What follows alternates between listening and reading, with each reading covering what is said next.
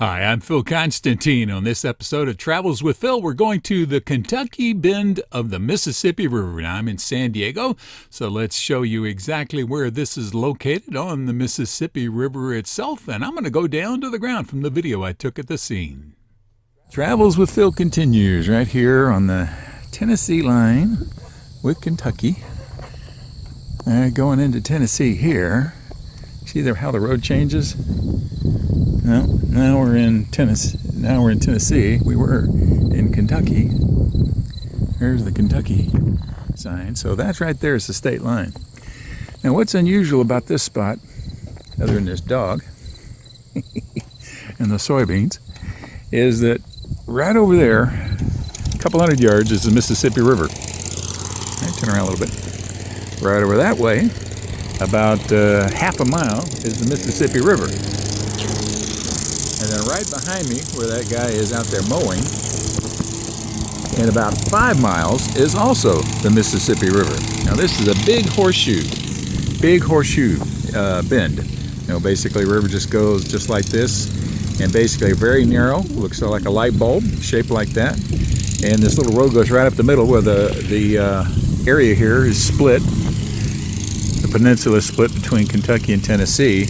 And then if you keep going north, and just on the other side of the Mississippi is New Madrid, where the biggest earthquake in the 48 states are. But for some reason, and I love maps, this little horseshoe bend of the Mississippi around this area here has just always appealed to me, because there's just a little bitty piece of Kentucky that's sticking into the Mississippi River, but it's surrounded by Tennessee. All right, let's take a look and see where the Kentucky Bend of the Mississippi River is. It's right here where the red mark is. This is the United States.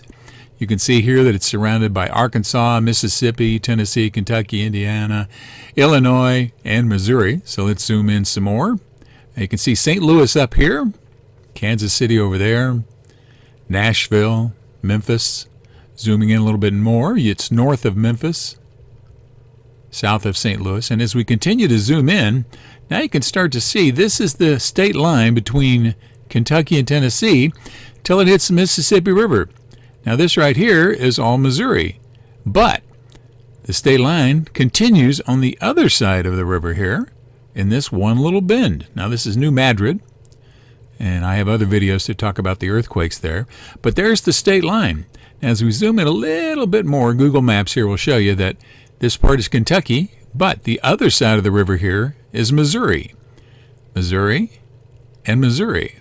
And then Tennessee. So literally, this small stretch of Kentucky only borders Tennessee and Missouri, and it doesn't touch any other part of Kentucky, which is over here on this side of this bend of the Mississippi River. And that's what makes this so unique. Now, the spot where I actually do the video when I'm out there is right here on the state line. And literally, we'll bring this in here and let you see. Right there on that spot. So there you go. This is where I was standing when I was doing the video, right here on this spot. And the people who were mowing the lawn were out here on this very nicely mowed lawn. This area also has another unique feature. Now this is a spot where I was at, right here on Kentucky Bend Road, right on the border between Kentucky and Tennessee. And you see these areas out here. Well, let's zoom in a little bit.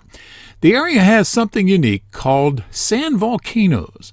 And what happens is during earthquakes in this area, because there's a lot of sand built up underneath the basic topsoil, is that when the structure below, the layers below, shake up because of earthquakes, things like that, the sand will actually spray up to the surface area. Now, this isn't something that you're going to be able to go in your backyard to see a volcano erupting, but during an earthquake, these things have come up like this. And all over this area, you'll see these spots where the sand just seems to be coming up out of in the middle of just basic grass structures out here. And this happens both here on the Mississippi Bend or the Kentucky Bend or all the various names of the bends. It also happens on the other side of the river too. So this is why you have all of these splotchy areas, and they're called sand volcanoes. And that's because there's this enormous fault line running through this area right through here. And in fact, it also created one of the lakes out here. This is called Reedfoot Lake, and this lake itself here was completely above water level. And when the big 1812 New Madrid, which is over here, the New Madrid earthquake happened, this area right in here flooded.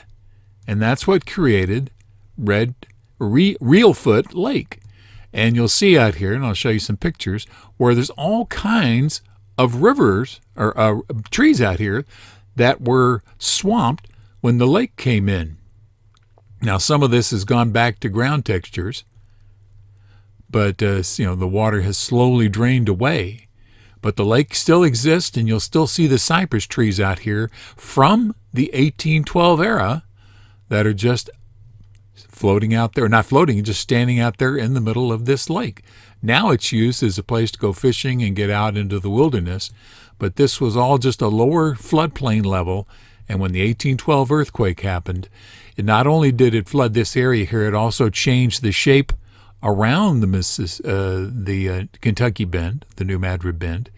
It eliminated, there was an island over here called Island Number 10, which was the scene of a big Civil War battle. That's been completely eroded away now. And you've heard stories, you may have heard stories about this, where the Mississippi River flowed backwards, and while it wasn't necessarily flowing, what geologists will call it is a slosh factor, because when the ground literally uplifted through here because of the massive shaking that was going on, the water sort of just sloshed around like, you throw a big rock or something into a bathtub or, a pool of water, you'll see the water splash. Or if little kids jump in the swimming pool or jump in a bathtub for that sake, the water may splash out. Well, that's what happened was the earthquake upthrusted in this area here and caused the water to slosh in the opposite direction for a while, and so it did look like the Mississippi River was flowing in the opposite direction. Now, when this big earthquake happened, they really don't know how many people died, but boats sank out here. New Madrid, which is where it is right here now, the actual area out here where the pier is at in New Madrid, which you can see right here, zooming in, this is where the city was. The complete town of New Madrid was inundated and for all practical purposes destroyed during the 1812 earthquakes that happened through here. So it even made the bend here more of a bend than it was in the past. So this has been a look at the Kentucky Bend, and you may see it called the New Madrid Bend, the Madrid Bend, the Bessie Bend for a little town just south of the Tennessee border, Bubbleland because it looks like a bubble, or the neck of the Kentucky. And that's why I like this spot, all the history involved in it and the fact that it's just this one piece of Kentucky completely surrounded by Missouri and Tennessee and not connected to any other part of the state of Kentucky. Thank you very much for watching this video. Please feel free to make comments below as long as the language is family friendly. And if you like this video, please click on the thumbs up button below. You can also subscribe to my YouTube channel by clicking on the circle with my picture in it in the lower right hand corner of the video. The arrow is pointing at it now. And once you have subscribed, you can be notified of when I have a new video posted by clicking on the bell icon in the description field below the video. Thanks again for watching.